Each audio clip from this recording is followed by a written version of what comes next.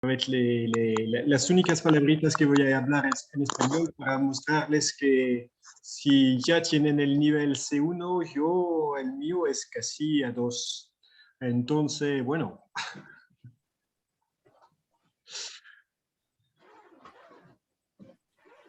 Donc, voilà, ben, enchanté de vous revoir. Il y en a d'autres qui arrivent peu à peu, c'est bien. Très content. Je ne sais pas comment ça s'est passé depuis qu'on ne s'est pas vu. Vous allez bien, tout se passe bien. Enfin, tout se passe bien évidemment.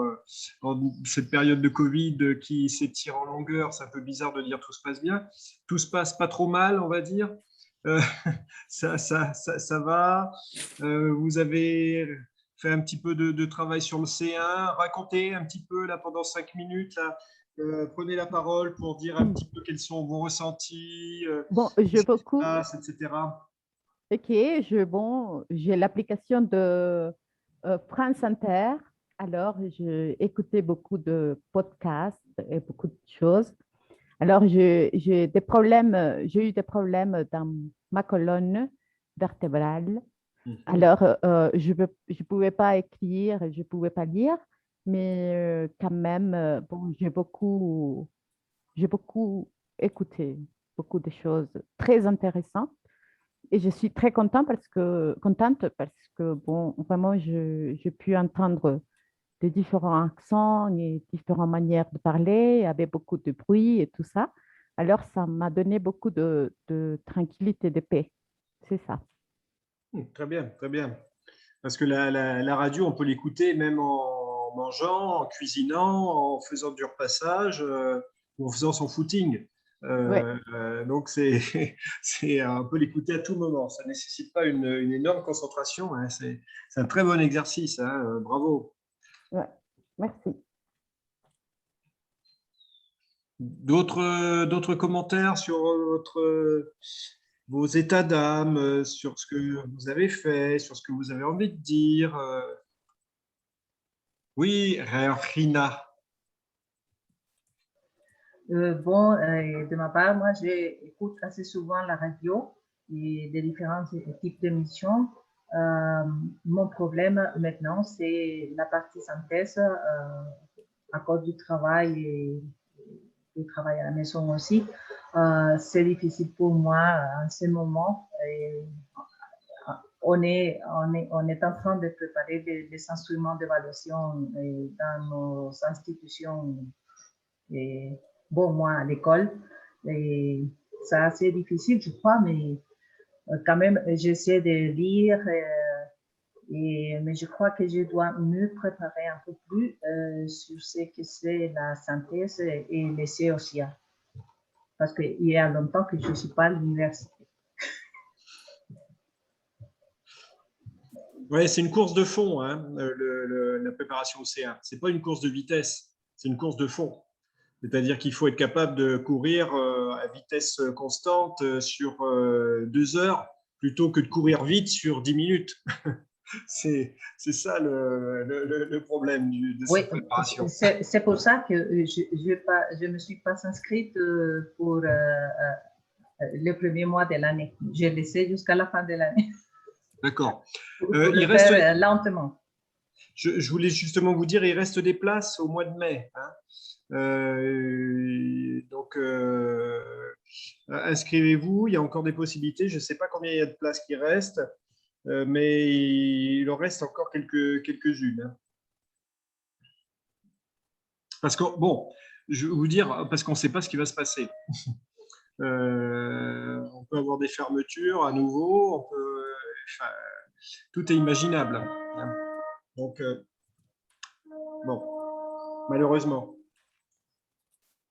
Il y en a d'autres qui veulent prendre la parole? Il fait froid, les jours sont tristes, c'est ça. C'est parce que personne ne veut parler. Hein. Oui, ben, il y a Roy qui veut parler. Ouais. Bon, je viens passer, j'ai cherché dans le store des apps et j'ai trouvé les Radio France, Radio Culture. Et je suis en train d'écouter la radio, même avec mes enfants, je mets la radio, pas la musique. Et s'ils s'ennuient, bon, c'est pas pour mon petit problème. Moi, je vais écouter la radio en français. Et je crois que, bon, ça me plaît beaucoup, mais parfois, il y a des accents très, très intéressants à écouter, même des français, parce que je suis en train d'écouter hier une émission de comiques français. Et oh là là là, il parlait si vite. Et moi je ne comprenais presque rien, mais quand même, ça marche Oui. aussi. Je sais que c'est intéressant, c'est de mettre des différents accents. J'ai trouvé que je peux mettre aussi la radio africaine en français. Alors, j'aimerais les faire pour habituer mon oreille à écouter différents accents parce que je crois qu'on est habitué, je ne sais pas, vous ne pensez mal, mais je crois qu'on est habitué seulement à écouter un accent standard ou soutenu, c'est-à-dire que les francophones qui parlent ou les textes qu'on voit, c'est soutenu en français standard, alors c'est-à-dire un français qui nous permet et nous aide à bien l'écouter. Mais quand on met un français qui part très vite, comme nous, quand vous parlez en espagnol avec Jean-Claude, si on parle comme nous sommes habitués à parler, je crois que ça serait le même effet pour Jean-Claude, Ah je oui, crois. oui, oui, oui, si vous parlez en pachuco, par exemple, Ouais, ouais. moi je suis mort là. Oui, mais c'est très intéressant parce que moi, je remercie l'opportunité d'être ici parce que ça me permet aussi de reprendre un peu l'habitude d'étudier, de lire des textes, d'analyser parce que, comme je ne sais pas qui a dit, on a longtemps qu'on n'est pas à l'université. Mais merci beaucoup et moi, j'aimais beaucoup j'aime cette expérience, il s'est bien passé. Par contre, j'ai un petit problème parce que je ne sais pas quand il y a l'activité à Teams et, et je ne vois pas qu'il faut faire l'activité. Moi, je suis en train de faire des livres de textes et je viens de faire une activité qui est à l'écoute de l'oral là. Et comme je vous dis, ça c'est intéressant d'écouter parce que même si ce sont des personnes qui sont professionnels, qui sont étudiés, des professeurs, tout ça, quand ils soient dans un ambiance tranquille, commode, même si c'est une interview, mais s'ils sont des personnes qui se connaissent, ils se relaxent, ils commencent à parler différent. C'est-à-dire parler plus vite, ils utilisent des mots aussi qu'on ne connaît pas parce que ça, c'est dans notre milieu, mais je mets beaucoup là. Merci beaucoup. Bon, de toute façon, c'est clair aussi que ce travail que vous faites pour vous-même, pour le C1, c'est utile aussi pour vos activités en cours. Je veux dire, ça conforte votre niveau aussi de compréhension, ça conforte votre niveau d'expression, ça va vous donner aussi sûrement des idées pour aiguiller les élèves sur des thématiques, sur des supports que vous rencontrez. Donc, c'est que bénéfique, à mon avis. Bon, je ne sais pas si quelqu'un d'autre veut parler, sinon on démarre.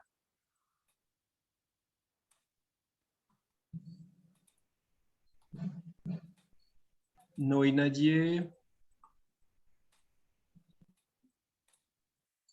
Bon, je regarde s'il n'y a pas de... Puisque ce n'est pas facile de regarder sur un écran et il faut chercher partout. Sophia, je vois ton carré s'allumer. Non, tu ne veux pas parler? D'accord. OK. Bon, très bien. Bon, mais on va commencer les 39 participants, bon, un petit peu moins que les fois précédentes. C'est la pluie sûrement qui vous fait fondre, c'est possible. Bon, on va quand même démarrer. Alors, bon, vous avez peut-être certains d'entre vous fait cet effort de l'exercice de synthèse. On va y revenir à la fin. Parce que à la fin, Don Ramon Mena et Don José David vont vous parler d'une méthode possible pour pas utiliser pour découvrir un petit peu les textes et pour travailler la note de synthèse. Et ils vont détailler ça avec vous. Donc là, moi, ce que je vais vous proposer tout de suite, avant qu'on passe à l'essai, puisque je vous ai promis quand même qu'on passerait à l'essai, avant qu'on passe à l'essai, c'est de vous parler de la grille d'évaluation, parce que c'est quand même très important de savoir comment comment on peut être évalué. Alors, Ramon, tu ne m'écoutes pas. Pourquoi tu ne m'écoutes pas? Pourquoi tu ne m'entends pas? Vous m'entendez, vous, non? Georgina, tu m'entends? Ok, bon.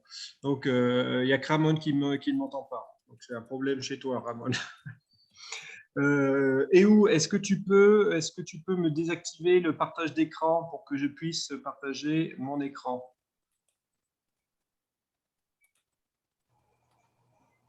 Allez, ça y est, c'est fait. Ça y est, c'est fait. Bien. Alors, il faut que je cherche maintenant. Voilà, c'est ça. Tac. Est-ce que vous voyez l'écran? Oui. Très bien. Oui, On va regarder la grille d'évaluation de la synthèse. Parce que, comme vous savez, le DELF et le DALF reposent sur des grilles assez précises.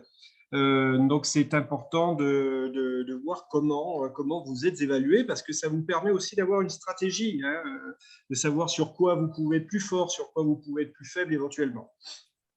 Alors, déjà, vous voyez, respect de la consigne de longueur. Je pense que si il y en a certains d'entre vous qui ont été habilités au DELF du A1 au B2 ou jusqu'au B1 ou jusqu'au A2. Enfin, je sais que j'en ai vu certains d'entre vous en formation.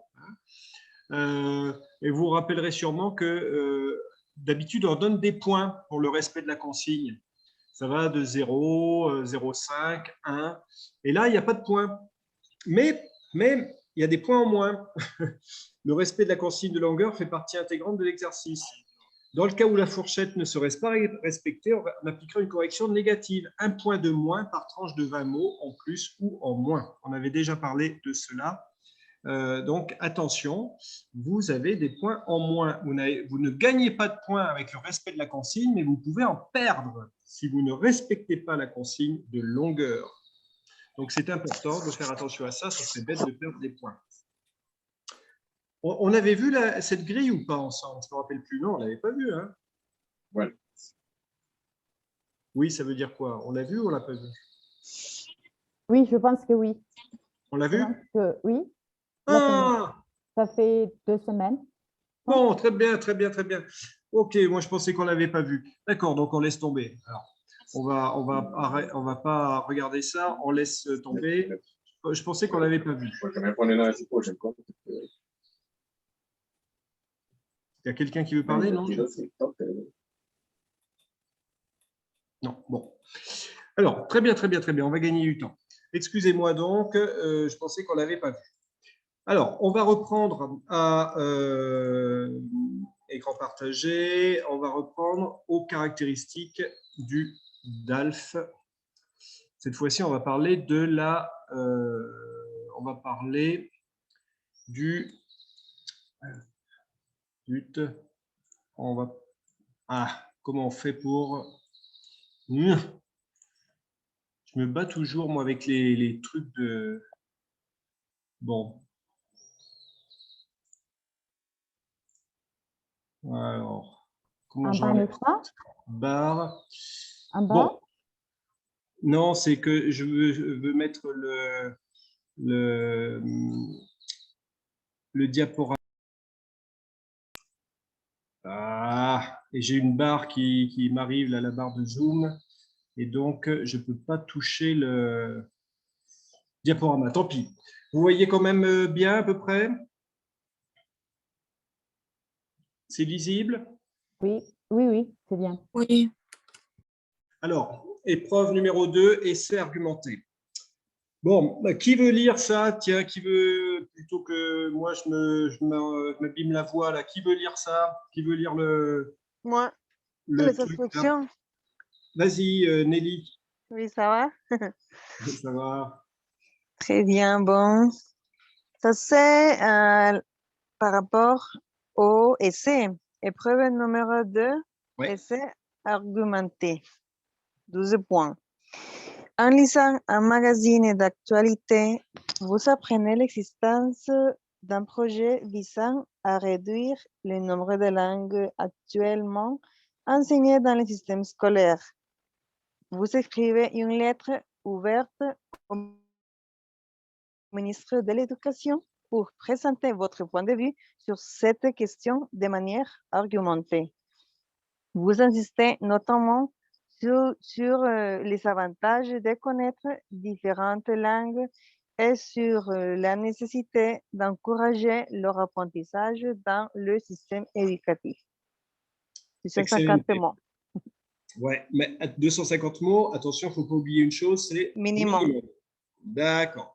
Alors, vous avez tous entendu ce que nous a dit Nelly et vous avez ça sous les yeux. Faites-moi des commentaires sur les consignes. Tous les commentaires, toutes les idées qui vous viennent à l'esprit. Tous les mots comptent, comme je vous avais dit déjà.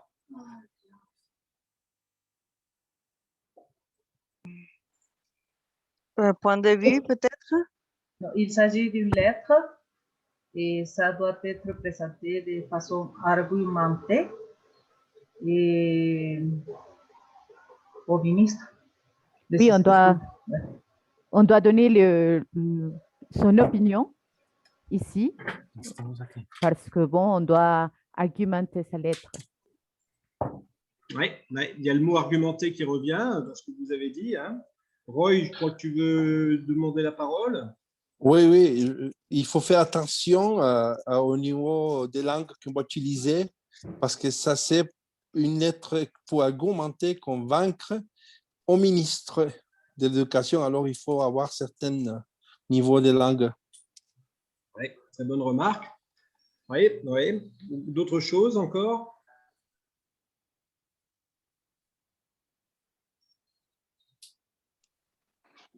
Moi, j'ai une petite question. Oui. Disons, là, on parle d'une lettre ouverte. Alors, est-ce que une lettre ouverte a un format précis ou c'est le format d'une lettre formelle? Merci. Alors, c'est bon. Ce qu'on appelle une lettre ouverte, c'est une lettre qui est destinée à être lue par tout le monde. Parce que justement… Disons, comme si c'était dans un journal, quelque chose comme ça. C'est voilà. Exactement, exactement. C'est ça. C'est ça. Donc, c'est pas…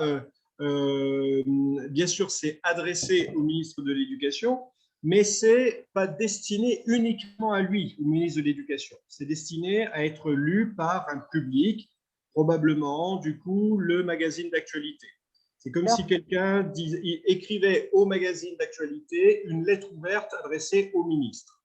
Alors, on doit utiliser un langage standard, comme ça tout le monde peut comprendre, puisse comprendre.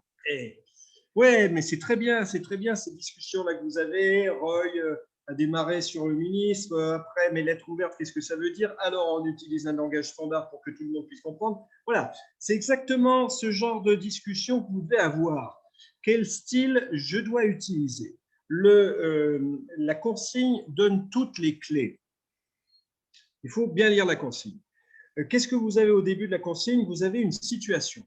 La situation, c'est quoi? Magazine d'actualité, le sujet, l'existence d'un projet visant à réduire le nombre de langues actuellement enseignées dans le système scolaire, ce qu'il y a à faire. Écrire une lettre ouverte au ministre de l'Éducation pour présenter votre point de vue. Et comment on le présente? De manière argumentée, avec les avantages, la nécessité d'encourager l'apprentissage dans le système éducatif. C'est-à-dire que vous devez avoir dans ce que vous allez écrire, vous devez insister sur les avantages de connaître différentes langues, sur la nécessité d'encourager leur apprentissage dans le système éducatif. On doit retrouver ça, parce que ça fait partie de la consigne. D'accord? Alors après, vous avez toutes sortes de possibilités à vous de dire les choses. Vous pouvez donner toutes sortes d'exemples, vous pouvez organiser ça de toutes sortes de façons, mais on doit retrouver lettre ouverte, ministre de l'Éducation, point de vue, la question des langues enseignées dans le système scolaire, les avantages, la nécessité d'encourager leur apprentissage dans le système éducatif. Vous avez au moins 5 ou 6 points là qu'il faut avoir en tête, que moi je vous propose d'écrire sur votre brouillon pour être sûr de ne rien oublier. Première chose, donc, vous essayez de décoder la consigne. Qu'est-ce qu'il y a dedans? Et bien sûr, 250 mots minimum. Minimum, ça veut dire que vous pouvez écrire plus. Bon, vous n'aurez pas le temps d'écrire beaucoup plus, mais vous pouvez écrire plus. Ce qu'il faut, c'est au moins 250 mots. Sinon, on enlève un point par tranche de 20 mots, de 10% en moins. Je ne sais plus exactement comment c'est libellé. Si c'est 10% en moins, ben c'est 25 mots à partir de 225 mots. Si vous en faites 224, bien vous avez un point en moins, etc. etc. D'accord?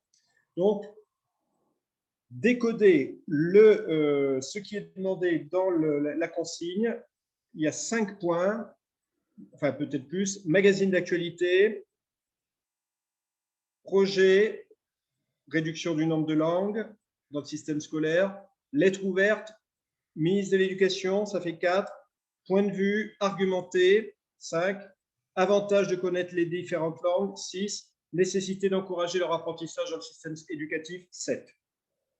Là, vous avez 7 points à écrire sur votre brouillon. Ces 7 points, ils doivent figurer, ils doivent être présents dans votre travail. Si vous avez ces 7-là, vous êtes tranquille, vous avez, je pense, a priori réussi. Après, ça dépend de la manière d'organiser, ça dépend de la manière de présenter, ça dépend du vocabulaire, on est d'accord, etc. Mais vous avez au moins compris le fond, vous êtes dans le sujet.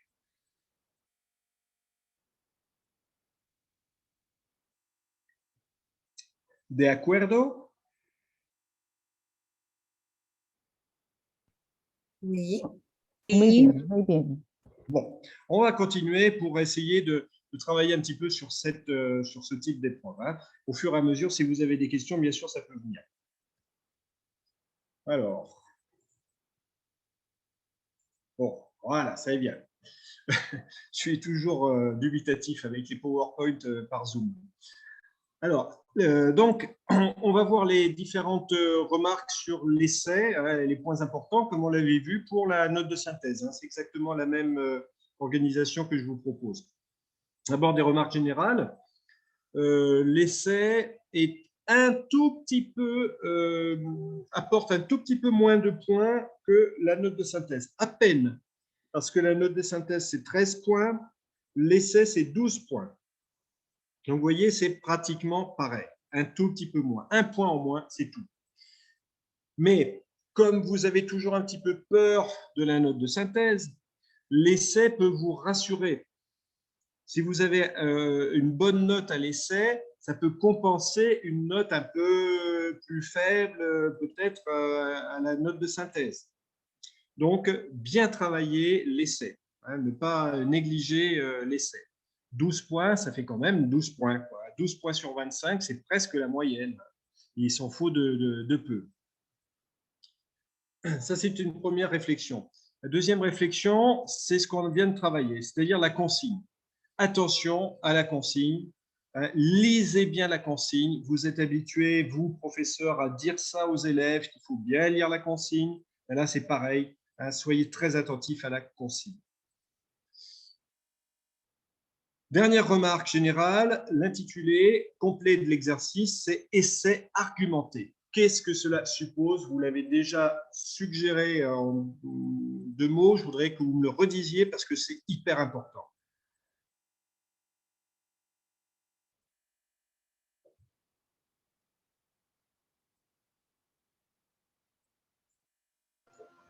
C'est qu'il faut présenter des arguments sur la position qu'on a. Oui, il faut présenter des arguments. 1, il faut présenter des arguments. 2, il faut présenter vos arguments.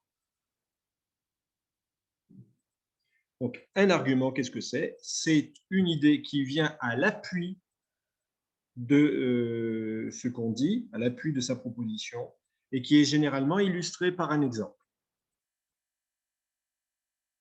Donc, il faut trouver des arguments. D'accord? Ça, c'est donc les 3 remarques générales que je voulais voir avec vous. Est-ce qu'il y a des questions là-dessus? On continue.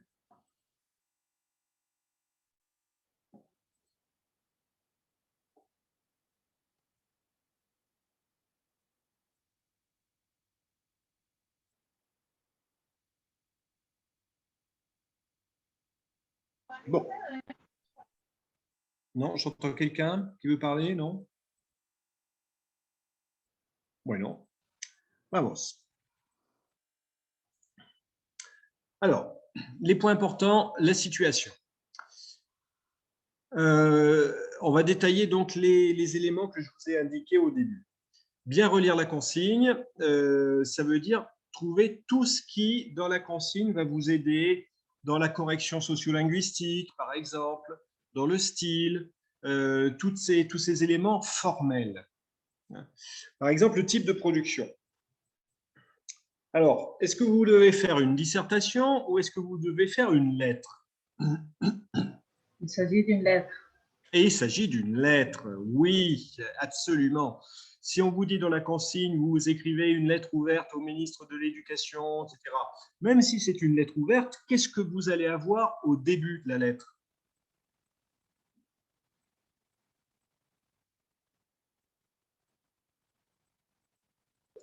Les éléments composant une lettre, parce que même si c'est ouverte, c'est une lettre qui doit être envoyée au public et au Oui. ministre. Et Oui. alors, je pense que ce sont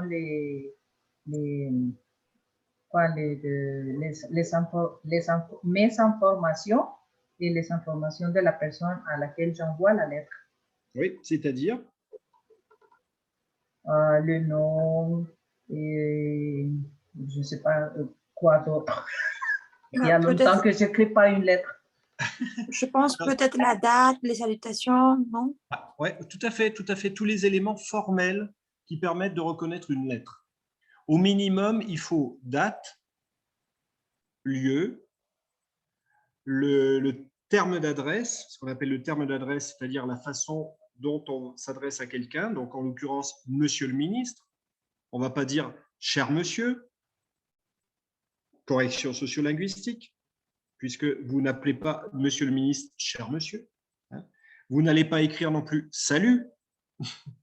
Là encore, c'est de la correction sociolinguistique. Donc, il faut voir les éléments formels et le côté sociolinguistique qui est lié à ces éléments formels. À la fin de la lettre, qu'est-ce qu'on va avoir? La signature. Oui, et puis avant la signature, Formule de politesse, je sais pas. une formule de politesse qui convient justement au cadre formel de la lettre, à qui on s'adresse. Si c'est une lettre que vous adressez au ministre, vous n'allez pas faire comme si c'était un mail à un collègue, vous n'allez pas mettre cordialement. Vous allez écrire « Je vous prie d'agréer mes salutations les plus respectueuses ». Et puis vous signez. Alors attention, n'oubliez pas que la copie est anonymée, donc vous ne devez pas mettre votre véritable nom, vous ne devez pas mettre en signature votre nom visible non plus, ni votre adresse en haut. Vous inventez ou vous ne mettez pas, ou vous faites un gribouillis à la fin pour montrer que c'est une signature. Mais n'oubliez pas que c'est anonymé. D'accord? Donc c'est un jeu, c'est une situation. Ce n'est pas la réalité. Donc dans la réalité, vous n'allez pas écrire la lettre au ministre, etc.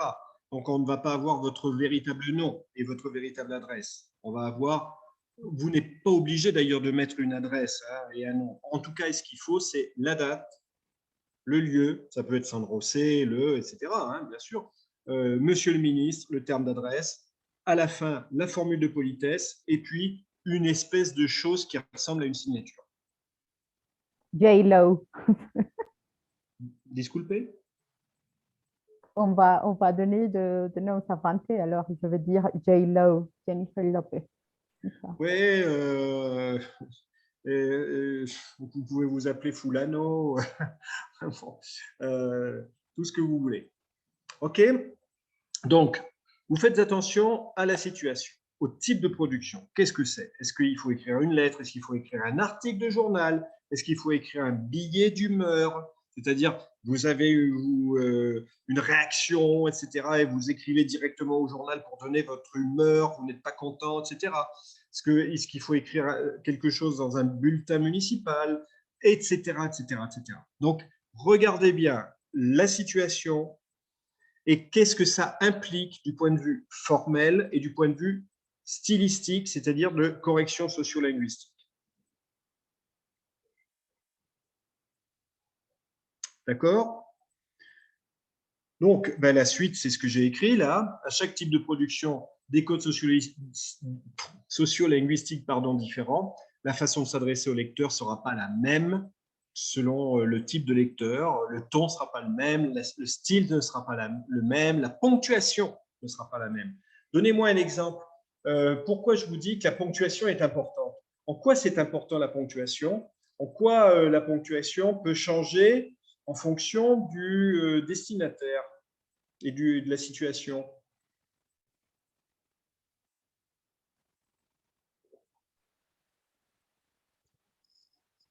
C'est pas peut-être le rythme, la façon dont on parle, pas plus, c'est pas Oui, le développement du message. oui, alors tu parles effectivement là du contenu, mais là, je voulais parler d'un élément de ponctuation qui est assez intéressant. Je pense qu'on ne pourrait pas mettre des signes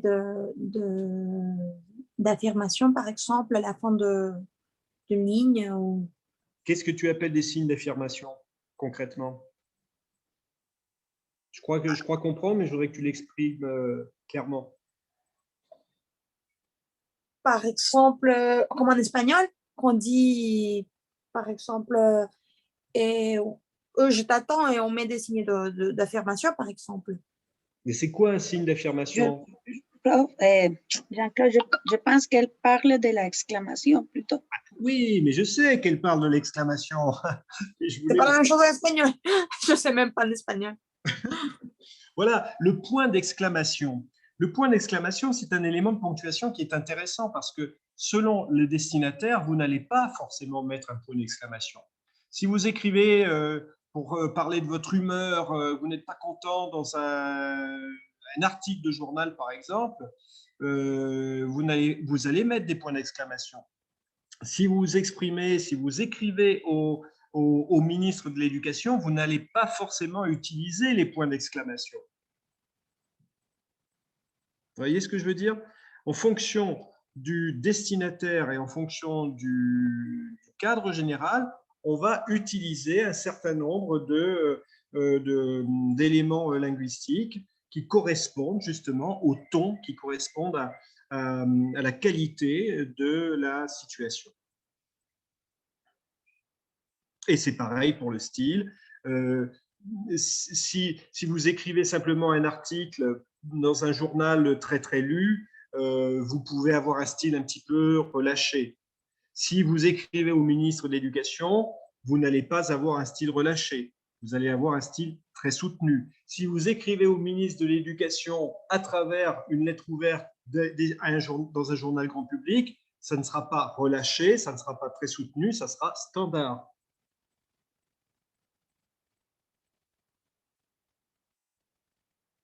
Est-ce que c'est clair? Jean-Claude, oui. C'est-à-dire qu'il faut tenir en compte le registre de la langue. Absolument. Par exemple, si c'est courant, formel ou familier. Absolument, absolument. Et ça, le registre de la langue, Anaïs, tu le sais, à cause de la situation, en analysant la situation. Analysez la situation et mettez-vous à la place, essayez de la transposer dans le système costaricien. Essayez de voir qu'est-ce que ça donne. Et je pense qu'à peu de choses près, on aura à peu près les mêmes choses. Vous serez dans le même niveau de correction sociolinguistique. Oui, oui, oui. OK, on continue. Alors, autre point important, l'argumentation.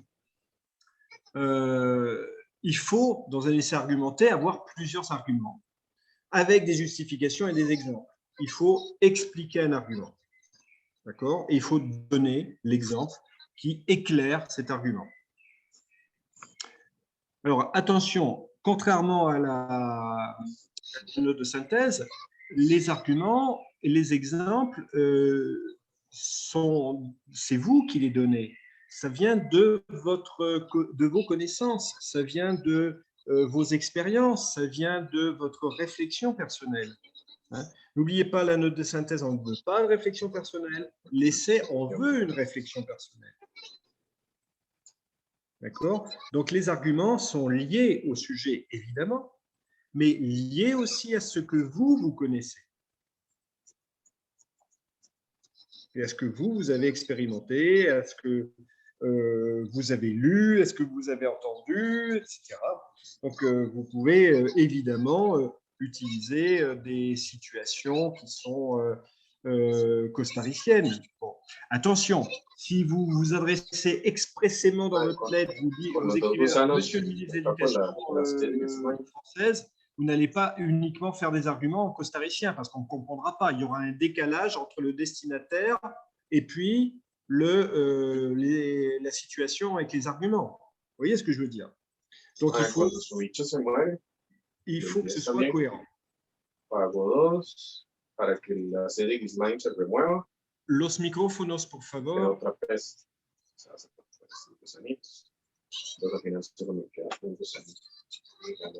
Alors, je ne sais pas qui parle au téléphone. Kimberly. Bon. Donc, argumentation. No. Vale uno, es un mono. Es Kimberly. Kimberly. C'est Kimberly, elle a une voix très masculine, hein, Kimberly, maintenant. Alors, argumentation, ça veut dire aussi qu'on va progresser. Même si c'est dans une lettre, on va avoir un plan. Alors, avec introduction, partie, conclusion, vous n'allez évidemment pas faire dans une lettre une introduction, des parties et des conclusions. Mais dans votre tête, il faut qu'il y ait une introduction. Il faut savoir comment vous démarrez votre lettre ou votre article. Il faut qu'il y ait quelque chose qui déclenche, quelque chose qui fait rentrer le lecteur dans votre propos. Donc, vous devez reprendre les éléments. Par exemple, Monsieur le ministre, j'ai lu avec étonnement que vous souhaitiez réduire le nombre de langues dans le système éducatif de notre pays. Permettez-moi d'exprimer mon désaccord sur ce sujet. Je vais vous expliquer pourquoi je tiens au développement des langues dans notre système éducatif. Vous voyez, là, j'ai fait une introduction. J'ai fait une introduction qui peut correspondre au style, qui peut correspondre à la situation. Et après, je vais avoir un plan, c'est-à-dire que je vais essayer de voir comment convaincre le ministre de la justesse de mes arguments. Donc, je vais aller par exemple, de la partie la moins importante à la partie la plus importante, pour que le ministre, après, il soit obligé de se dire « Ah oui, il a raison » ou « Elle a raison ». D'accord? Donc, ça signifie que vous devez avoir, comme dans un plan, des paragraphes. Des paragraphes qui doivent faciliter la compréhension du lecteur. En l'occurrence, ce n'est pas le ministre qui va vous lire, mais c'est un correcteur du DALF. Donc, il faut que le correcteur du DALF puisse voir qu'il y a des paragraphes, que c'est logique, qu'il y a une structure.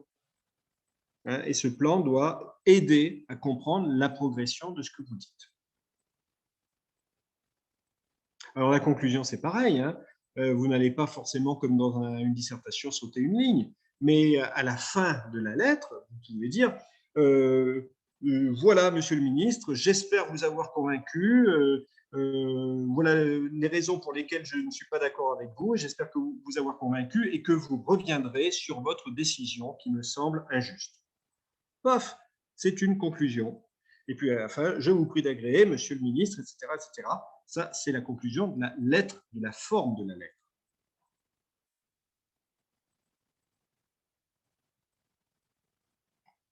On est d'accord? Oui, monsieur. Merci. Oui, c'est très clair, merci.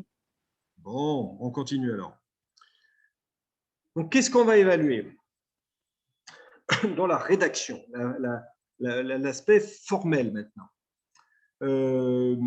On va évaluer la cohérence, bien sûr, et la cohésion, c'est-à-dire si c'est logique, si la mise en page, comme je l'ai dit, permet d'y voir clair, de comprendre.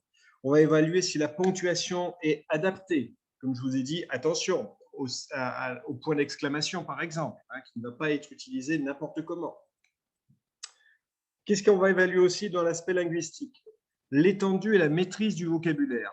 Qu'est-ce que ça veut dire? Ça veut dire que vous devez utiliser des termes justes, précis, la maîtrise du vocabulaire, mais variés, l'étendue du vocabulaire. Et bien sûr, correctement orthographié. N'oubliez pas que vous êtes au niveau C1, donc on va avoir très peu d'erreurs orthographiques. Au niveau structure de la phrase, on va évaluer l'orthographe grammaticale, la phrase complexe. Bien sûr, à ce niveau-là, vous allez avoir non pas simplement j'aime le chocolat, sujet, verbe, complément, mais une phrase complexe avec des propositions subordonnées, avec des temps verbaux qui vont être plus élaborés, etc. D'accord? Ça, c'est la partie formelle, la partie, je dirais, linguistique de ce travail. Mais évidemment, ça ne vous étonne pas, ça. Donc, je peux aller un peu plus vite. Alors, qu'est-ce qu'il faut retenir de l'essai argumenté? Si vous aviez 4 choses à retenir, c'est ça. Bien lire la consigne. Prendre le temps de lire la consigne. Ne vous paniquez pas en vous disant « Oh là là, j'ai pas beaucoup de temps, j'écris tout de suite ». Non, si vous écrivez tout de suite, vous allez perdre des points. Bien lire la consigne, prendre le temps de lire la consigne, c'est avoir des assurances après que vous ne faites pas de hors-sujet. Et moi, je pense qu'il faut plutôt perdre du temps, qu'il faut plutôt perdre 2 minutes de plus à lire la consigne et gagner des points parce qu'on n'est pas dans un hors-sujet, plutôt que d'écrire tout de suite en gagnant 2 minutes et puis se rendre compte qu'on perd la moitié des points parce qu'on n'a pas compris la situation.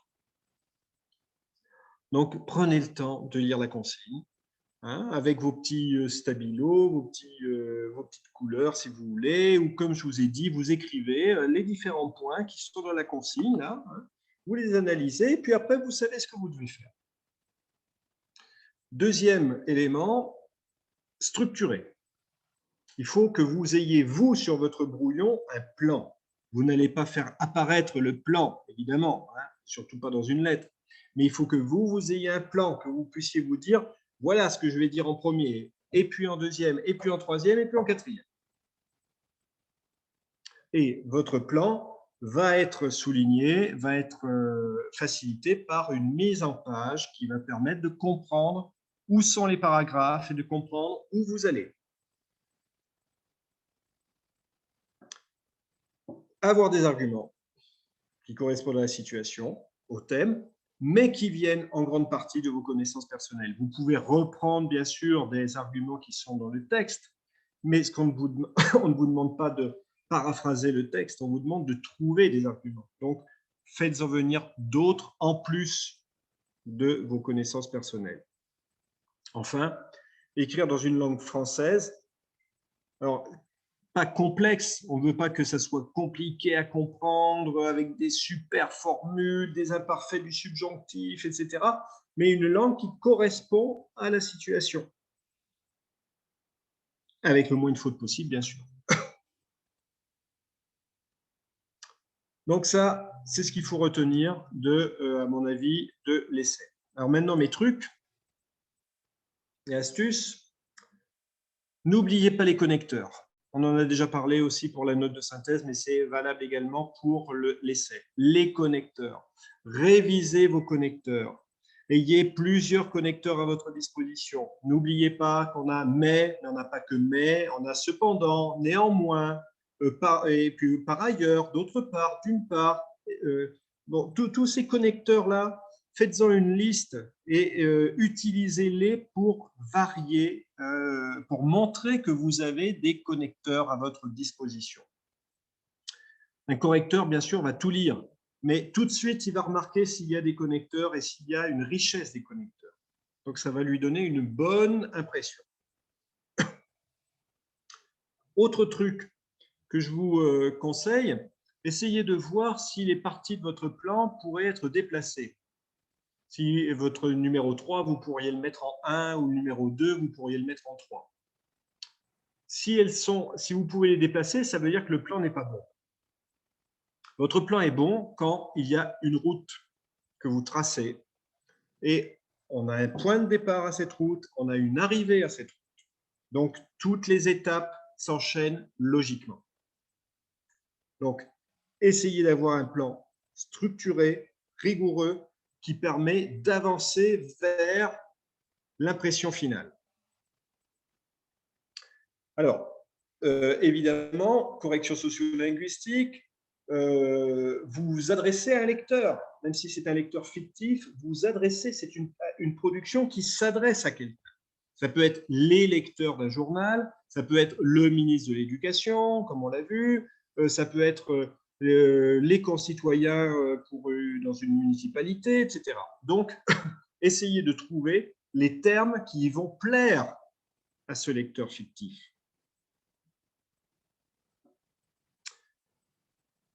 Autre truc, utilisez des phrases complexes avec conditionnel et subjonctif.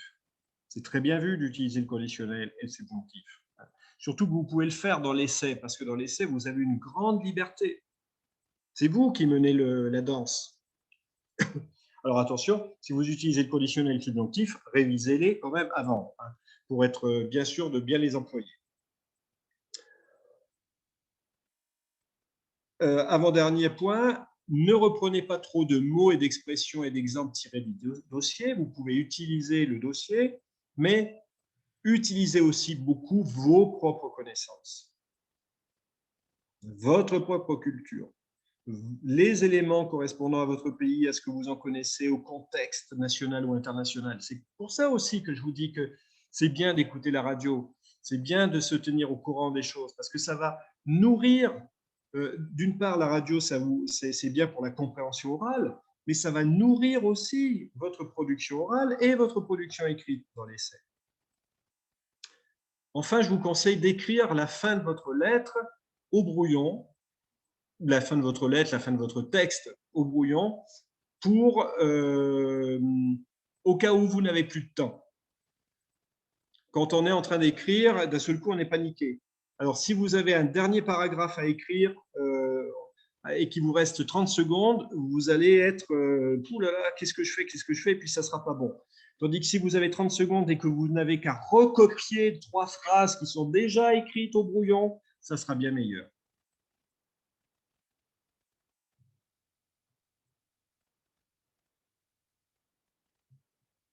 Ça va pour ces trucs et astuces?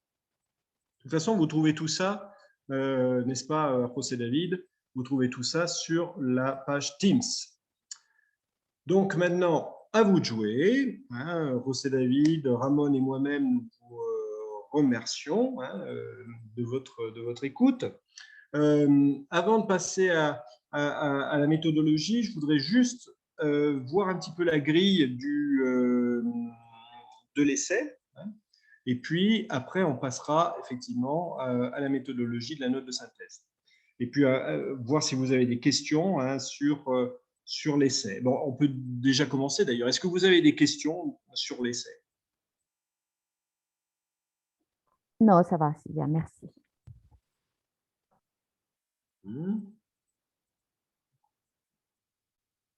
N'ayez pas peur. Comme disait le pape Jean-Paul II, n'ayez pas peur. Mais vraiment, vous dites synthèse et je sens mon estomac.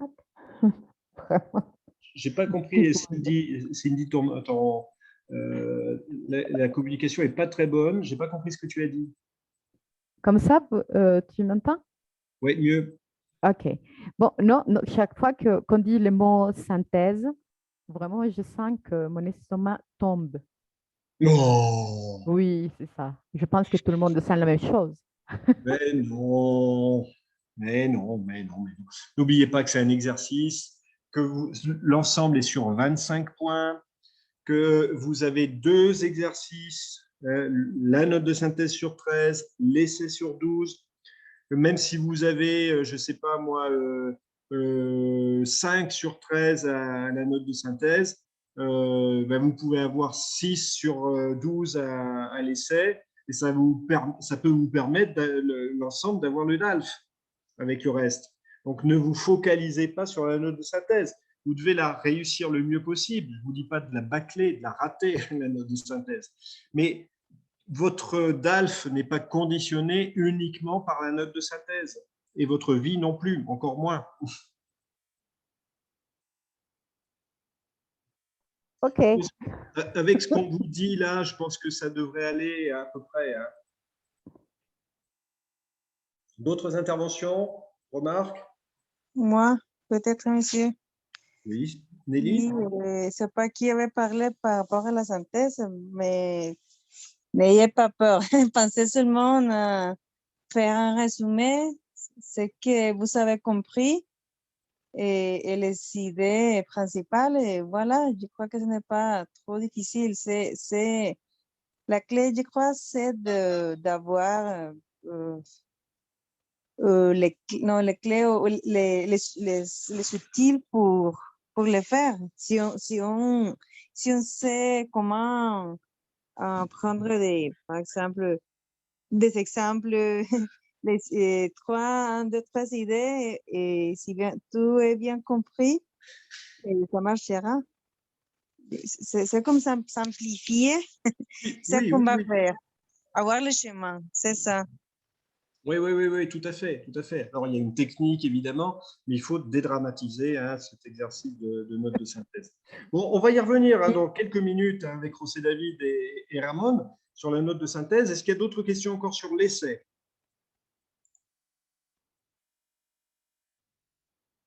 Non? Bon, alors je vous propose juste de voir la grille d'évaluation de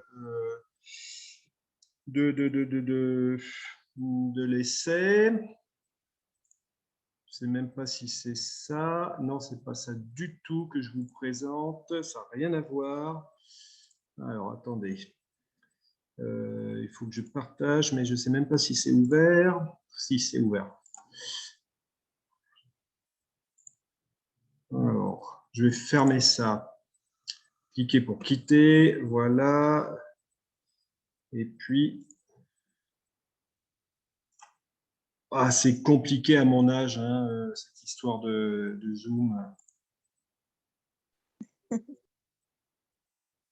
Ne vous moquez pas des vieux. Voilà. La grille pour l'essai. L'essai argumenté. N'oubliez pas que ça s'appelle l'essai argumenté. Alors, c'est noté comment? Vous avez, comme d'habitude, dans le DELF et le DALF, une partie qui est plus liée au contenu, et puis une partie qui est plus liée à la langue.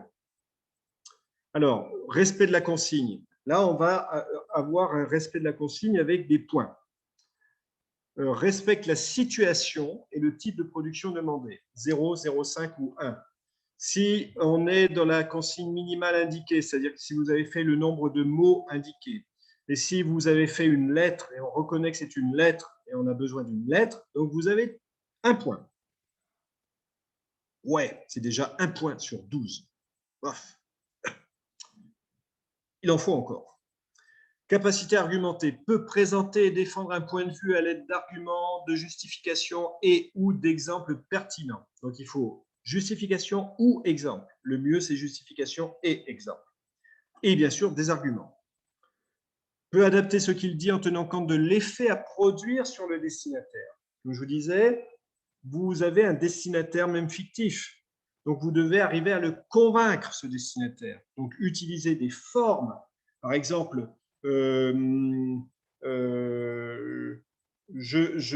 qu'est-ce qu'on pourrait avoir, par exemple, pour le ministre? On pourrait dire, Monsieur le ministre, vous avez en charge la responsabilité de de l'avenir de nos enfants. Vous êtes un homme particulièrement dévoué à votre pays, donc vous devez m'écouter.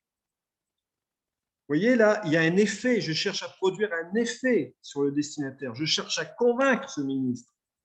Ce n'est pas à tout le monde que je vais dire « vous avez en charge la responsabilité de l'avenir de nos enfants ». Si vous vous adressez au lecteur, vous n'allez pas dire ça. Si vous vous adressez au ministre, vous pouvez dire ça. D'accord, vous comprenez? Une lettre, c'est destiné, c'est une communication, une lettre. Ou un article, c'est une communication. Si vous communiquez, c'est pour obtenir quelque chose, c'est pour produire un effet. Donc, pensez à cet effet. Qu'est-ce que je veux obtenir? Pourquoi je m'adresse au ministre? Bon, d'accord, c'est pour faire un exercice pour le DALF. Bien. Mais dans l'idée, c'est qu'est-ce qu'on veut faire dans cette lettre? Donc là, capacité à argumenter, c'est ça. C'est-à-dire, j'ai des arguments et je sais comment les présenter, ces arguments, pour intéresser la personne à qui c'est destiné. Cohérence et cohésion. On peut produire un texte clair, fluide, bien structuré. Donc, comme je vous ai dit, il faut un plan, il faut un paragraphe, un usage contrôlé des outils d'organisation, d'articulation et de cohésion du discours. Bon, cohésion, par exemple, il faut pas démarrer au présent et puis après aller au passé, ou alors il faut qu'il y ait quelque chose de logique. L'articulation, c'est tous les termes donc, qui vont, tous les articulateurs. Mise en page, paragraphe et ponctuation sont logiques et facilitants. Donc, attention justement à la ponctuation, comme je vous ai dit, et facilitant parce que ça permet de comprendre, ça permet de bien lire. La mise en page par les paragraphes, ça permet de lire. Donc, c'est en ça que ça facilite. La compétence lexicale, l'orthographe lexicale, étendue et maîtrise du vocabulaire, on en a parlé, dispose d'un vaste répertoire lexical qui lui permet de surmonter sans recherche apparente ses lacunes, de petites bévues occasionnelles. Ça, c'est un premier aspect. Deuxième aspect, maîtrise de l'orthographe. L'orthographe est exacte à l'exception de quelques lapsus. L'ensemble, étendue et maîtrise du vocabulaire et maîtrise de son orthographe, est évalué de la façon suivante. Mais c'est déjà à votre niveau, ça. Compétences grammaticales et orthographe grammaticale, pareil, les deux aspects sont liés. Maintient constamment un haut degré de correction, peu d'erreurs, et élaboration des phrases, variété structure, pour varier la formulation. Donc, des phrases simples, des phrases complexes, des interrogations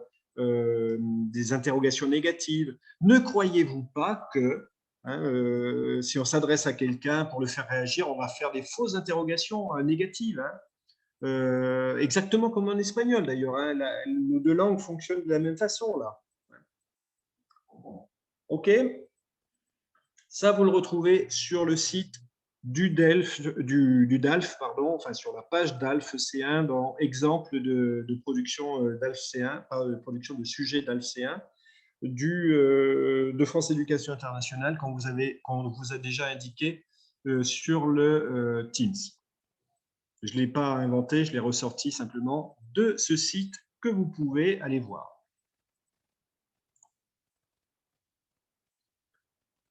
Bon, j'espère avoir été à peu près clair sur ça, sur cet essai qui va vous faire gagner des points.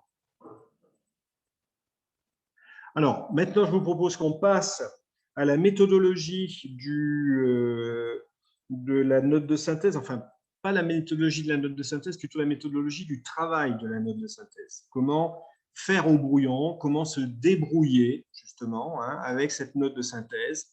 Donc, on va laisser la parole à mes deux éminents confrères, collègues, José David et Ramon, qui ont subi cette méthodologie, qui l'ont appliquée, qui l'ont utilisée et qui ont réussi à faire quelque chose. Et ce qu'on va vous proposer, normalement, c'est la dernière séance, mais on va vous en proposer une de plus. On va vous en proposer une de plus le 6 mai, à la même heure, de 17h à 19h, avec le même lien, sauf si Eugenia nous met à la porte de sa salle, mais je ne pense pas. Et où donc, a priori, c'est le même site, le même lien pour Zoom. Et ce qu'on vous propose aussi, une fois que vous aurez vu cette méthodologie, c'est de travailler les exemples que vous pouvez trouver sur le sur le DALF, la préparation du DALF C1 là, du site de France Éducation Internationale. Vous avez 2 textes, vous avez une note de synthèse, un sujet de note de synthèse. Ce qu'on vous propose, c'est de faire cette note de synthèse avec cette méthode que vont vous exposer José David et Ramon, et vous nous envoyez votre note de synthèse. Vous nous l'envoyez au plus tard le 28 avril, d'accord, sur le lien Teams, sur l'adresse Teams que José David vous a créée.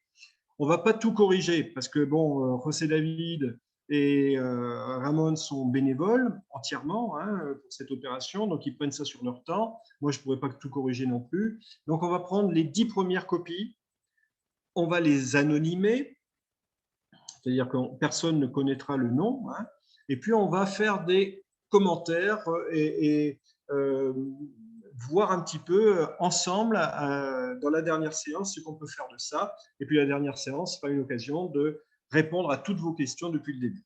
Voilà, donc on vous propose ça.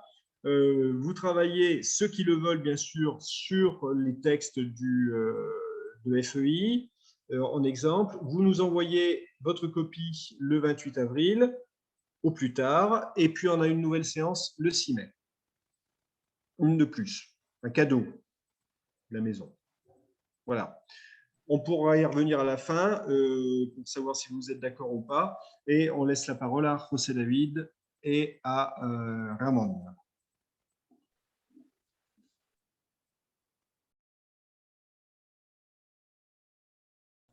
Et voilà, salut tout le monde. Et juste comme mon service, on va partager avec vous la méthode, comment préparer la synthèse. Et je vous prie bien sûr, s'il faut répéter, si vous avez besoin de couper la parole pour poser des questions, n'hésitez pas. C'est un moment pour dégager toutes les questions que vous en avez ou des commentaires, pourquoi pas. Ou que je répète si vous ne me comprenez pas.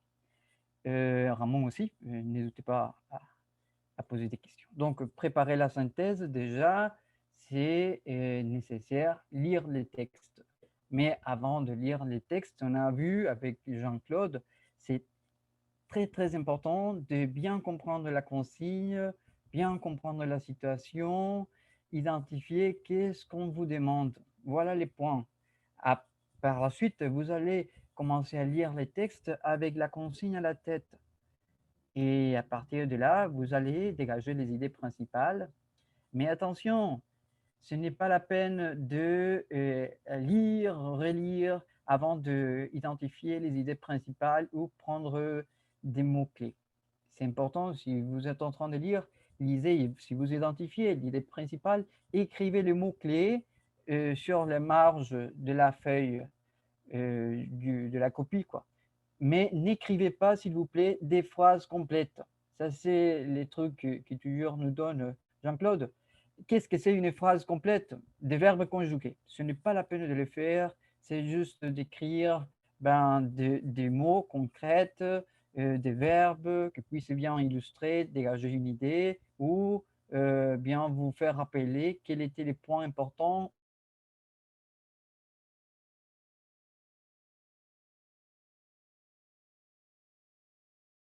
ou essentiel dans ce paragraphe. Donc, paragraphe ou deux paragraphes, vous encore aussi, c'est important de les dire.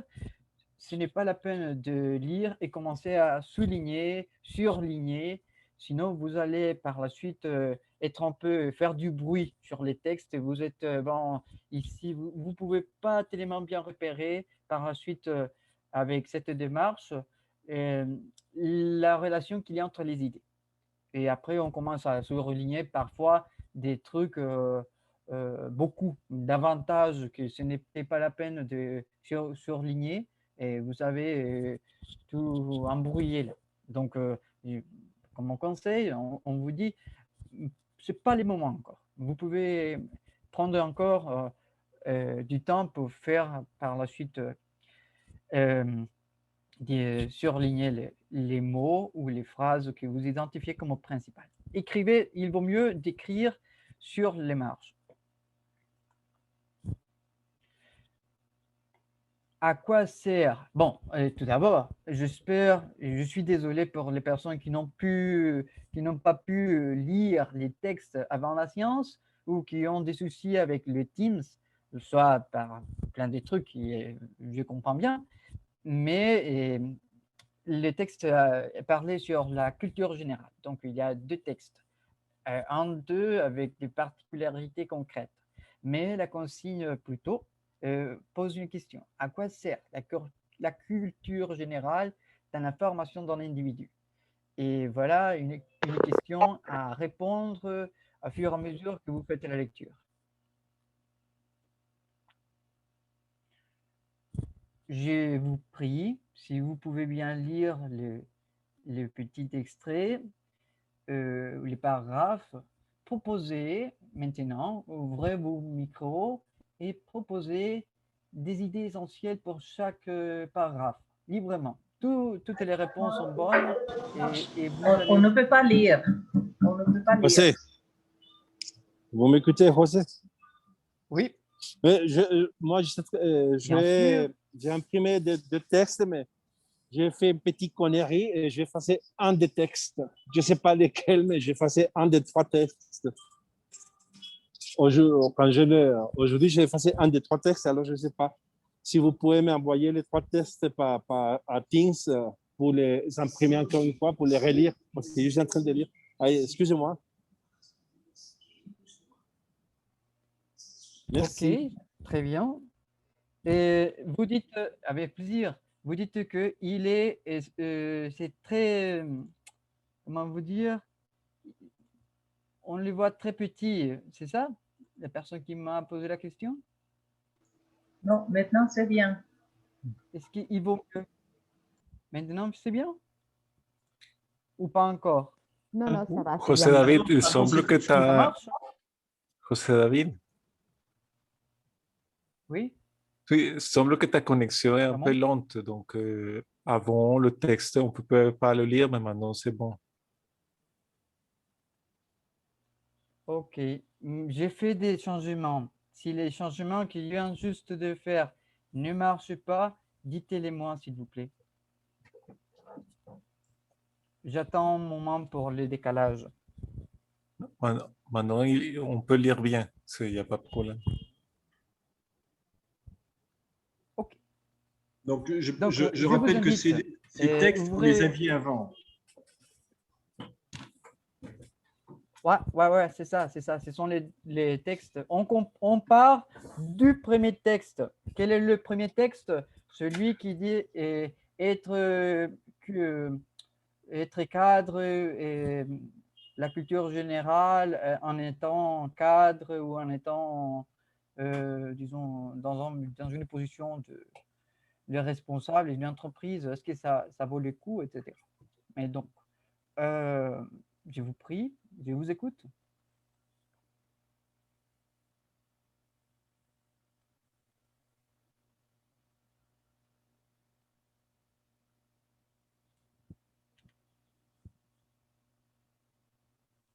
Ce que tu veux, ce sont les mots-clés, c'est ça? Oui, exactement. Bon exercice, allez-y. Mots-clés, des petites phrases. Ok. L'idée essentielle pour vous.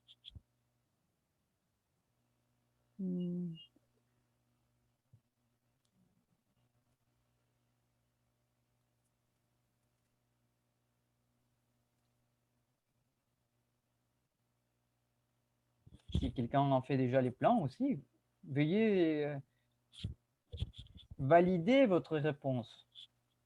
Pourquoi pas?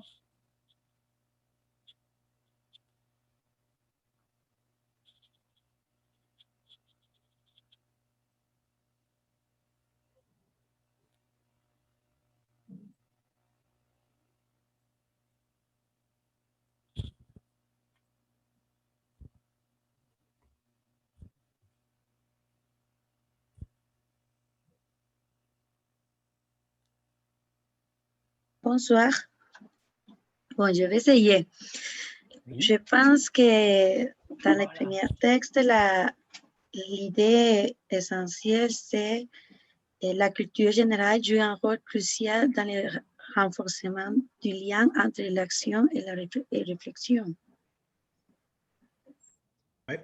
Merci beaucoup.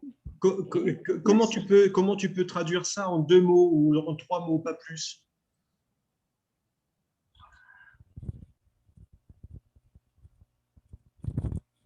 Que conocer la cultura en general nos ayuda a otro modo. Pardon. C'est pas 2 ou 3 mots, ça francien, c'est simplement traduire la même chose en espagnol.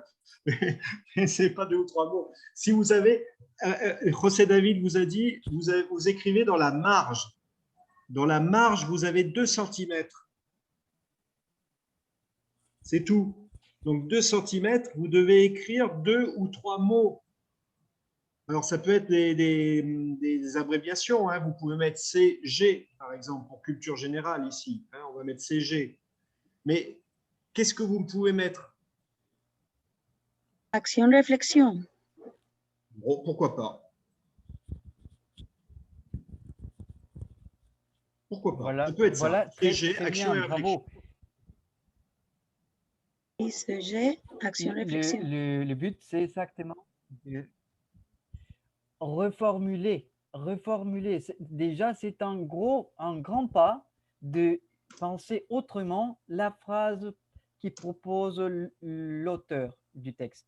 C'est-à-dire comprendre la phrase, pas perdre l'essence, mais reformuler sur d'autres mots, pourquoi pas, mais rester toujours sur l'idée. Et par exemple, Francia, elle a choisi action et réflexion. D'autres options ou avec le deuxième paragraphe, si quelqu'un veut participer ou quelqu'une.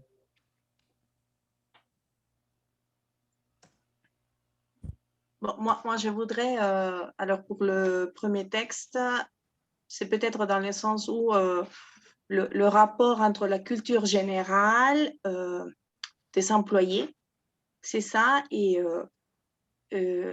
leur travail. Enfin, je ne sais pas comment intervient cette culture générale de chacun dans sa façon de faire son travail. Pareil, comment tu traduis en 2 ou 3 mots la même chose dans la marge? Alors, culture générale des employés. Non, je fais une phrase trop longue, je pense. Ouais.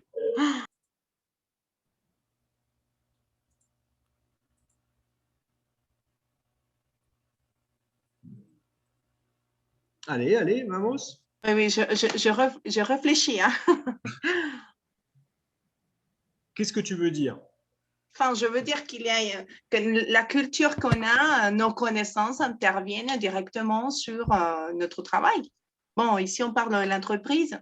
Ouais, interviennent comment? En mieux, ça permet de faire mieux ou ça permet de faire moins bien? Ou pareil? De faire mieux. De faire mieux. Donc, ouais. On va avoir par exemple culture générale, une flèche vers le haut, amélioration travail. Ah, voilà. Peut-être, Jean-Claude, pardon, peut-être culture générale et communication, parce que je vois que les patrons et les employés peuvent se communiquer ou peuvent résoudre les problèmes, non? Oui, alors tu vas mettre CG, aide, communication. Oui. Entreprise, avec un signe pour entreprise, par exemple. Ok, oui. Bon, ok, ça marche. Ça marche. Vous avez compris le principe que vous a exposé José David. L'idée, c'est de ne pas faire de phrases, c'est de faire 2 ou 3 mots dans la marge pour garder l'idée. Bon, je crois qu'on peut aller. Je laisse la parole à José David maintenant, j'ai trop parlé.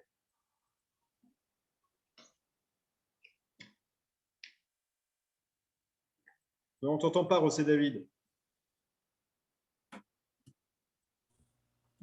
Merci beaucoup.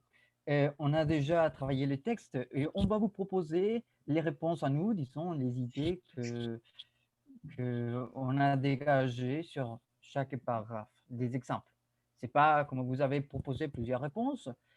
Il faut bien souligner là-dessus, à chacun sa synthèse. Même si on part des mêmes textes, tout le monde va lire les mêmes textes, mais chaque personne fera une synthèse après ses connaissances, après son point de vue, etc.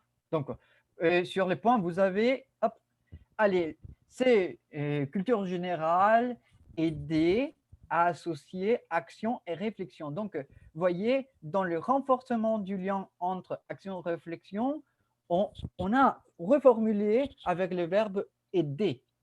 Donc, il y a cette notion de la communication employé-entreprise. Il y a aussi cette relation des cadres avec les employés qui utilisent la culture générale. Donc, il y a une action-réflexion. Il y a un essai de force là, qui se tiennent ensemble. Voilà. 2 mots. Voyons l'autre texte. Apporter un sens dans le travail. Donc déjà, les sous-titres, j'enlève vous voyez, les sous-titres, ça parle aussi du sens dans le travail. OK, mais comment on peut l'identifier? Où se trouve l'idée sens travail dans le paragraphe? Donc allez-y, vous allez sur la phrase « la capacité à installer du sens dans le travail ». Voilà le point abordé par l'auteur du texte. Apporter un sens dans le travail. Et apporter, c'est on a reformulé la capacité à installer, on change par apporter. Nous disons, ce sont des exemples, mais à chacun, sa façon d'écrire la phrase ou les mots-clés. Des questions ou d'autres points de vue, si vous voulez en parler?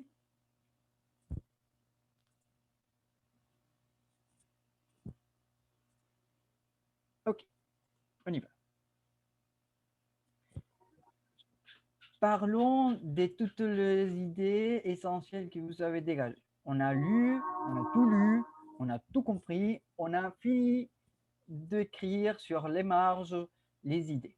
Voyons quelles sont les idées d'être cultivé aide à diriger une entreprise. Quelles sont les idées qu'on a dégagées du texte? La première, vous venez de la lire, culture générale, aider, associer action et réflexion. Par la suite, apporter un sens dans le travail.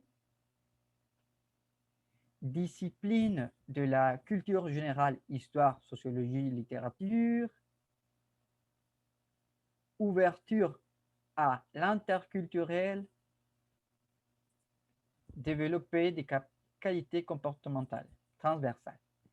Mais qu'est-ce qu'on fait avec les mots-clés? OK, vous avez lu, vous avez écrit à fur et à mesure que vous lisez, ou si vous revenez sur la lecture de quelques paragraphes, vous écrivez sur les marges. Mais qu'est-ce qu'on fait avec les mots-clés? Comment les gérer? Comment elles vont bien nous aider à construire le plan, qui c'est la base de la synthèse? Voyons voir. Et c'est là, à ce moment-ci, qu'on a le tableau proposé par Jean-Claude. Dans le tableau vierge qu'on vous a partagé, soit sur email, soit Teams, soit n'importe quoi, vous avez rempli la première colonne, c'est-à-dire vous avez déjà le premier texte avec les idées essentielles et dégagées. Vous avez celle que je viens de vous présenter. Et je reprends. Hop. Ce sont les idées dégagées précédemment. Mais pourquoi, s'il y a un deuxième texte, un seul deuxième texte, pourquoi y a-t-il 4 colonnes? Ah, si vous vous souvenez bien, le deuxième texte, si vous avez eu l'opportunité de le lire, il y a 4 points de vue. Le texte parle de 4 personnes différentes qui donnent leur point de vue sur la culture générale. Donc, qu'est-ce que vous allez écrire? Comment est-ce que vous allez remplir? Bien. on vous donne juste les idées. C'est un exercice, donc on ne va pas se les balancer sur dire qu'est-ce que vous pensez sur chaque point de vue, mais voyez le premier point de vue, prendre conscience de toutes les dimensions du monde, contribuer à la diversité des responsabilités. Vous allez faire le même exercice. Vous lisez, vous dégagez les mots-clés et vous les mettez sur la colonne point de vue 1. Et pourquoi 4 colonnes? Déjà, on a dit, c'est parce qu'il y a 4 personnes qui donnent chaque personne son point de vue. Sur un texte qui a un seul auteur, vous allez avoir une seule colonne et les mots-clés ou les idées essentielles d'un seul texte. Et par la suite, vous avez ici tous les points de vue. Hop. Et il y a Jean-Claude aussi qui vous a bien identifié avec en couleur. Vous a identifié en couleur chaque point de vue. Donc, si vous allez maintenant sur les textes, vous allez bien regarder les points de vue en couleur. Donc, le point 3, les points 2. Donc, c'est facile à saisir quels sont les points de vue. Disons, du point de vue, si vous allez faire la synthèse d'exemples. Hop, il y a des messages. Est-ce que je peux me permettre de dire un mot? Tout à fait, tout à fait. Allez-y. Bon. Là, bon, c'est vrai que j'ai mis point de vue 1, point de vue 2, point de vue 3, point de vue 4. Et pour moi, c'était comme si c'était des textes. C'est-à-dire que quand j'ai donné cet exercice à des étudiants en France. Et donc, pour moi, c'était 5 textes. Mais en vrai, ce n'était pas 5 textes, puisqu'il y en a un qui était composé de 4 parties. Donc, c'est pour ça que j'ai mis point de vue 1, point de vue 2, point de vue 3, point de vue 4. Mais mettez-vous pas un problème là-dessus. Hein. C'est texte 1, texte 2. Ou texte 3 s'il y a 3 textes. D'accord? Ce qu'il faut que vous reteniez, ce n'est pas l'histoire des points de vue, c'est texte 1, texte 2, texte 3. Et une colonne par texte. Et dans chaque colonne, vous faites ce que José David vous a dit, c'est-à-dire que vous recopiez tout simplement les mots que vous avez mis en marge. Et c'est tout, au début.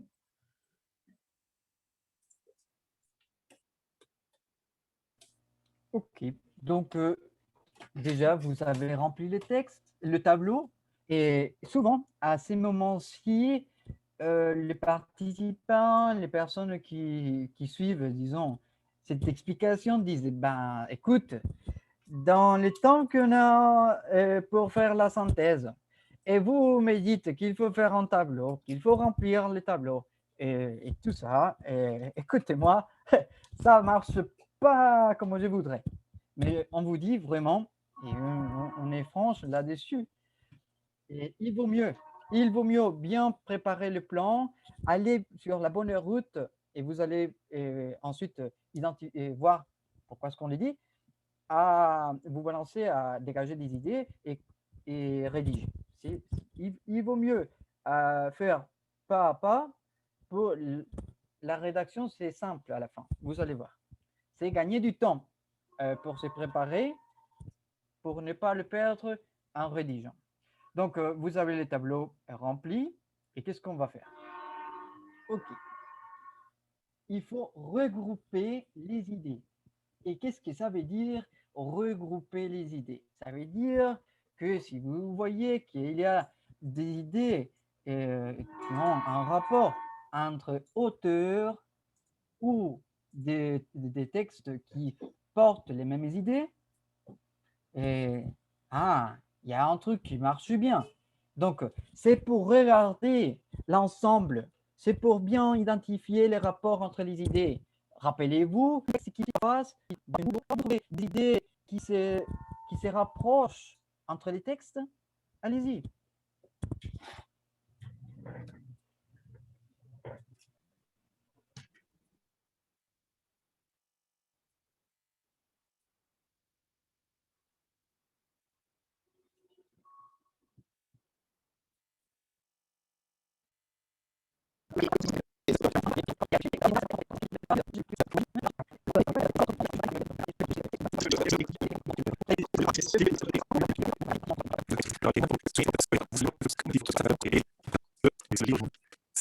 c'est pas vraiment voter les textes que vous trouvez. C'est pas de répéter les textes de réforme du constant du cynisme et des expressions. Sinon, c'est de la division vous expressive. Et d'autre part, c'est très important que vous étiez à part l'air. C'est relié dans le plus mécanique. Vous avez bien et on auteur m'ont dit, c'est-à-dire, c'est que c'est que lycée, pas vraiment à l'oral. Donc, il faut de lire. On ne peut pas assimiler, mais après, être plus à l'aise. En plus de ça, si vous êtes stressé au niveau de la synthèse, il faut avoir des ressources. C'est comme un mécanique. S'il n'a pas les outils, il ne peut pas vraiment travailler. Donc, vous, dans votre cas, c'est important de chercher les outils et pratiquer à les utiliser. Donc, et je pense que c'est très important. Aussi, au niveau de la lecture, la première lecture, c'est une lecture de compréhension. Il faut vraiment comprendre les paratextes, comprendre les titres, voir à la fin qui est-ce qui écrit, on a vu, commencer à lire et où est-ce que ça va. Et à partir de cette compréhension, vous pouvez arriver à prendre des notes, comme a dit José David.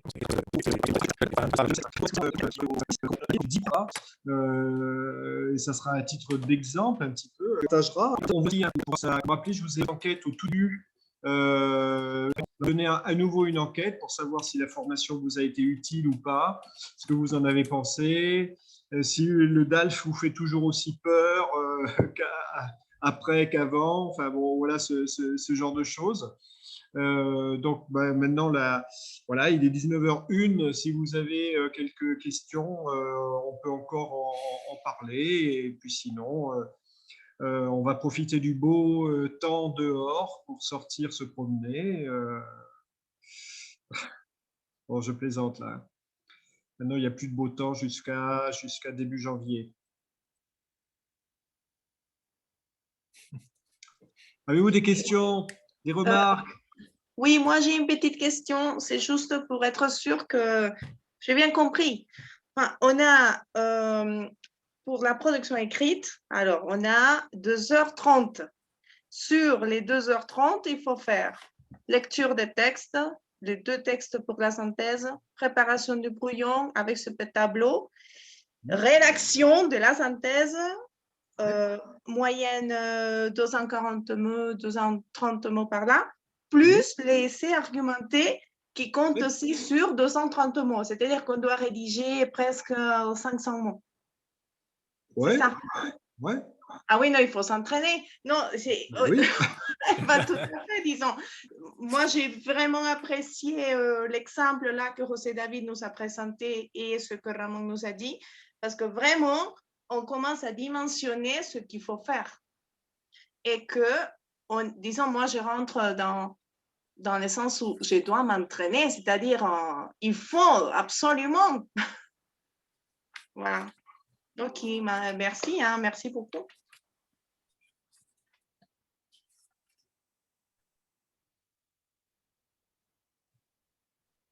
Autre remarque?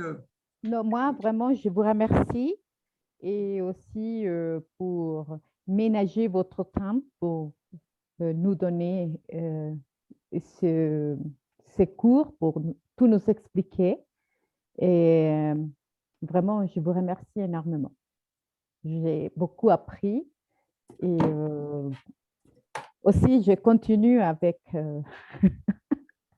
en ayant de la peur, mais je pense que c'est normal.